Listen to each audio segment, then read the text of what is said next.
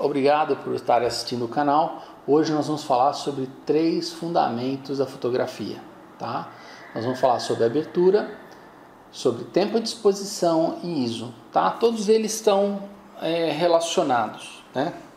O ISO, ele está relacionado com a sensibilidade quanto à luz, né? Antigamente, se você tinha um filme, havia uma reação química, e se o filme fosse bem rápido, né, ele conseguisse registrar a imagem rápido, a gente dizia que ele tinha uma sensibilidade maior, tá? Então era ISO 400, ISO 800, ISO 1600. Então quanto maior o número do ISO, mais rápido era a reação no filme, e com isso a gente conseguia mais facilmente a fotografia, tá? Pelo contrário, né, quanto menor for o ISO, menos sensível ele é, tá? Então você vai precisar de mais luz para poder fazer a captação da informação.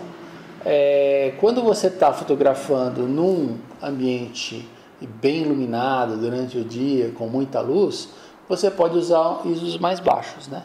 Com o advento da fotografia digital, basicamente o resumo do ISO é o seguinte: quanto maior o ISO, mais a chance de granulação e ruído. Quanto menor o ISO, menor a chance de granulação e ruído. Hoje as máquinas mais modernas possuem sensores de qualidade bem melhor. Então já é possível, com máquinas digitais SLR mais modernas, você está usando o ISO bem mais alto, com uma granulação não tão marcante, entendeu? Não vai ter tanta perda de qualidade, tá? Você vai ter imagens bem legais, mesmo com ISO alto. Então, o ISO basicamente é isso, né? Na época do filme era quão rápido ele capturava a imagem. Na época da digital, né, nessas máquinas mais modernas, é quanto que você tem de sensibilidade para capturar algum tipo de imagem, tá bom? Quanto maior o número, mais sensível ele vai ser, mais chance de granular, tá? E haver algum tipo de ruído, né? Haver algum tipo de perda, você vai ter. Eu vou mostrar agora algumas imagens, né? Tanto com o ISO mais alto como com o ISO mais baixo, para vocês terem uma noção melhor do que eu estou falando. Vamos dar uma olhada? Então, isso é a parte do ISO, tá? Da parte da abertura, né, basicamente o que eu tenho que falar é o seguinte: quanto maior a abertura, né, quanto maior o tamanho do buraco que fica aqui na lente, menor, tá, é a profundidade de campo. Quanto menor o furo, né, que tiver aqui definido na abertura, maior vai ser a profundidade de campo, tá? Esse assunto da profundidade de campo, ele é bem interessante, porque normalmente você faz o foco a partir de um ponto de interesse, né? O teu assunto principal. Então, se você está, por exemplo, fotografando uma paisagem, seu assunto principal provavelmente vai ficar a uma distância bem grande, né? Então você vai ter muito provavelmente um bom foco em quase toda a cena, tá? Quando você tem assuntos que dividem a atenção entre o primeiro plano e o infinito, né, você vai ter mais planos em foco, tá? Esse número de planos em foco vai depender muito da abertura, né? Então imagina que tem uma pessoa que é 1 metro, 2 metros de mim, e eu estou fazendo foco com abertura bem pequena, por exemplo, f22, né? Provavelmente, quando eu fizer foco nessa pessoa, 1, 2 metros, ela vai ficar bem focada e dela todo o que está atrás dela, até o infinito. Como vou dar uns exemplos aqui agora para vocês verem, tá? Se pelo contrário, né, eu escolher uma abertura bem grande, um buraco bem grande, 1.4, por exemplo, né? O que vai acontecer se essa pessoa que está próxima a mim, 1, 2 metros aqui, eu fizer o foco nela, provavelmente vai ter uma distância além dela e antes dela que vai estar as coisas em foco, tá? Essa variação, essa distância aqui, ela muda de f-stop para f-stop, tá? Para cada tipo de abertura, você vai ter uma distância diferente entre alguns metros antes e alguns metros depois de onde essa pessoa está, tá bom? Mas existem tabelas que você pode consultar, como é que funciona bem essas distâncias, mas como regra geral, o que você tem que memorizar é isso. Quanto maior o f-stop, tipo f22, f32, tá? Mais chance você vai ter que colocar as informações em foco, mais luz você vai precisar, porque o buraco que a luz vai passar é bem pequenininho. Então o tempo de exposição também vai aumentar, tá? Se pelo contrário você está fazendo uma exposição com 1.4, ou seja, está quase todo o obturador aberto, o tempo de exposição é bem menor, né? Isso significa que você vai precisar de menos luz, mas em compensação vai ter esse problema que eu falei de profundidade de campo, né? Se você tiver uma pessoa que você está fazendo foco relativamente perto, existe uma boa chance de boa parte do fundo ficar borrado. Existe em fotografia criativa um efeito chamado bokeh, né? Então você deixa todo o fundo desfocado e a pessoa mesmo em foco, tá? Fica bem bonito. Para flores também é muito bem usado, né?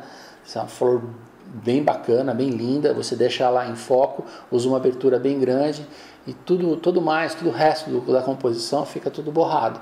Então é um efeito criativo bem legal, é bem interessante falar, tá? Sobre tempo de exposição, o que eu queria mostrar para vocês, na realidade, é o seguinte.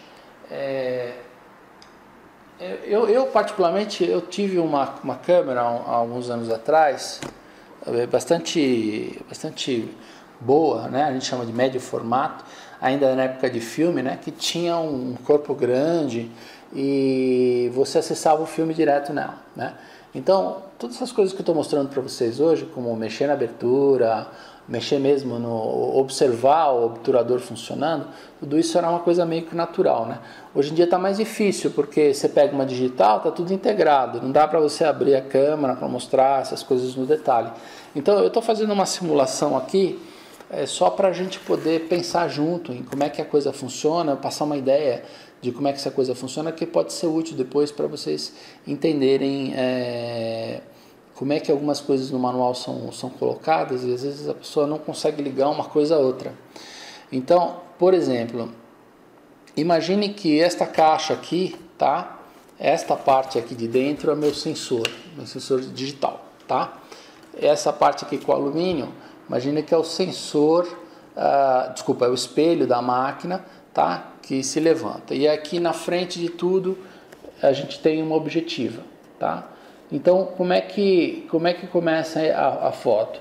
A imagem entra aqui pela objetiva, né? Passa por um determinado abertura que você determinou. Detalhe, essa abertura, enquanto você está fazendo a foto, ela sempre fica na abertura máxima, para entrar o máximo de luminosidade possível. Quando você realmente realiza a foto, a abertura ela fecha para o valor que você escolheu, ou seja, ela fica muito mais escuro de repente, entendeu? Mas para você fazer todas as avaliações, tudo é sempre com a abertura maior. Então a luz vem aqui, bate nesse espelho. Imagina que esse papel alumínio aqui é o espelho da máquina, que fica mais ou menos a 45 graus. Aí a imagem sobe, bate no pentaprisma e vem aqui para o seu olho. Tudo óptico, né? Bem legal. E aí quando você aperta o botão para fazer o clique, o que acontece? Esse espelho ele se move, né? Ele sai da frente do sensor, o que significa que se você estiver olhando a máquina, você vai ver que a imagem ela apaga, ela some completamente, porque não tem mais a informação vindo pelo espelho, tá? A informação está vindo tudo para o sensor. Só que assim, o espelho não é o que vai definir o tempo de exposição. O que vai definir o tempo de exposição é um negócio que a gente chama de cortina, tá? Tem um pedacinho de material bem escuro, né? Que logo depois que o espelho sobe, ele começa a andar no sentido de fechar totalmente o sensor. Até então, não captura imagem alguma. Quando ele terminou de fechar, a captura começa. Ele, dependendo do tempo que você colocou, imagina que está com uma exposição, sei lá, de 5 segundos. Então ele fecha tudo isso aqui rapidinho, aí fica uma exposição de 5 segundos. Então vamos lá, abre. 1, 2, 3, 4, 5. Pronto. Agora vai fechar o obturador. Quando deu 5 segundos, uma outra cortina, uma segunda cortina é que vai fazer o fechamento. Não vai ser mais essa primeira aqui não, tá? Aí quando essa cortina aqui, essa segunda cortina fechou, o espelho volta ao normal e a máquina então volta à situação original, tá? Ok?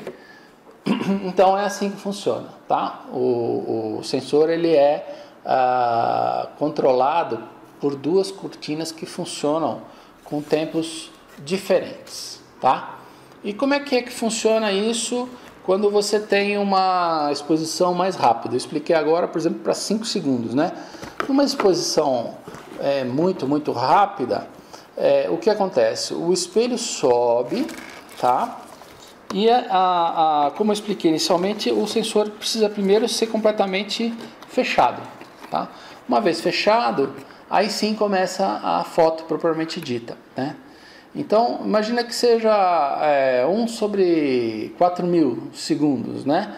A primeira cortina começa a se deslocar e a segunda cortina já começa o ato de fechamento. De tal sorte que quando ele terminar aqui de cobrir de varrer todo o sensor, a segunda cortina já fechou, tá? E aí o espelho volta ao lugar e a foto termina, né? Então deu para reparar o seguinte, que tem momentos onde a exposição é mais longa, onde eu abro a primeira cortina, espera um tempo, né? Dá o tempo lá que você programou, porque a exposição é mais longa, e a segunda cortina fecha.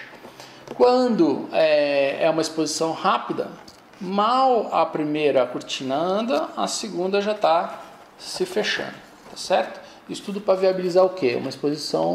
Um tempo de exposição bem rápido, tá? As coisas são mecânicas, né? Elas têm que ter uma exposição rápida. Ah, mas por que você está me explicando isso? Eu tô explicando isso porque tem algumas situações de configuração de câmera onde é interessante você disparar o flash não depois que a primeira cortina abriu. Ele vai ser disparado depois da segunda cortina. Então, eu vou fazer uma simulação de como é que funciona o flash, né, com a primeira cortina e depois sincronizado com a segunda cortina, tá? Então, vamos lá, vou fazer a imagem. Aí o espelho levanta, o sensor vai, fecha tudo, né? Começa a foto, abre. Quando ele abriu aqui, então a máquina, você ligou para disparar flash, né? Ele vai precisar fazer flash. Então vai ocorrer então o estouro do flash, tá? O estouro do flash aconteceu, então vai e fecha-se então a segunda cortina depois do tempo de exposição que você colocou, tá? Agora imagina que você configurou a máquina para sincronismo de segunda cortina. Então, como vai funcionar? Vai levantar o espelho, fecha totalmente o sensor, abre a primeira cortina. Normalmente o flash de segunda cortina são sempre para exposições mais longas, então deu, sei lá, 60 segundos, né? Aí terminou esses 60 segundos, vai fechar a segunda cortina, antes dela começar a se mexer, a máquina sabe que o sincronismo tem que ser com a segunda cortina, aí ela vai dar o estouro de flash. E aí sim, vem a segunda cortina e fecha tudo completamente, tá certo? Então, na fotografia criativa, esse sistema de você eventualmente disparar o sincronismo do flash com a segunda cortina é bem legal, tá? Porque tem umas situações que você quer capturar a luz ambiente por um tempo maior. E às vezes no primeiro plano você tem uma pessoa, tá? Se você colocar para ele capturar, por exemplo, a luz ambiente por uns 15 segundos, e no final, né, ele dá o disparo do flash, vai ficar um monte de gente, imagina que o pessoal está dançando, vai ficar um monte de gente com os braços assim, capturando o movimento, né, porque o obturador estava aberto lá, estava capturando todo aquele movimento, e o flash, que é o instantâneo, no final, vai capturar uma imagem bem exposta do assunto que você está querendo em primeiro plano. Então é bem legal em termos de fotografia criativa, obviamente a máquina tem que ter essa funcionalidade, né? Você poder ligar sincronismo de segunda cortina, tá bom? É bem legal. O que eu não falei sobre tempo de exposição é mais ou menos óbvio, né? Que é o seguinte, o tempo de exposição ele está muito ligado à captura do movimento, né? Então, se você pegar, por exemplo, 1/60 para baixo, né? Você pegar tempo de exposições mais lentos do que 1/60, provavelmente você vai capturar movimento, tá? Vão ficar rastros nos braços, no que a pessoa se movimentar, no piscar do olho, na boca, enfim, tudo vai ficar um pouquinho borrado aonde se mexer, né? Se não estiver absolutamente estático, né? Se for uma coisa estática, vai haver algum tipo de borrão, porque vai capturar o movimento, tá? Pelo contrário, né? Se você tem lá o disparador e você coloca ele em, sei lá, 1/8000, né? Que é uma velocidade bem rápida, qualquer coisa que tenha movimento e você capturar, você vai congelar a cena, né? Então você congela com velocidades bem altas ou você captura borrões, você captura algum tipo de movimento com velocidades mais baixas, tá bom? Então, fazendo uma recapitulação, né? A gente tem com a abertura o quê? Aberturas pequenas, muita profundidade de campo. Aberturas grandes, pouca profundidade de campo, tá? Exposição muito rápida, congelamento de movimento. Muito lenta, registro do movimento, vai ter borrões, né? Vai ter coisas embaçadas, né? Tá bom? ISO, né? Quanto maior o ISO, provavelmente maior ruído. Menor o ISO, menor ruído, tá? E como é que a gente junta tudo essas coisas, né? É sabido que tanto a parte do tempo de exposição como da abertura, elas são uma função sobre uma grande quantidade de pontos recíprocos, né? O que eu quero dizer? Que para uma determinada combinação entre exposição e tempo de exposição e abertura, né?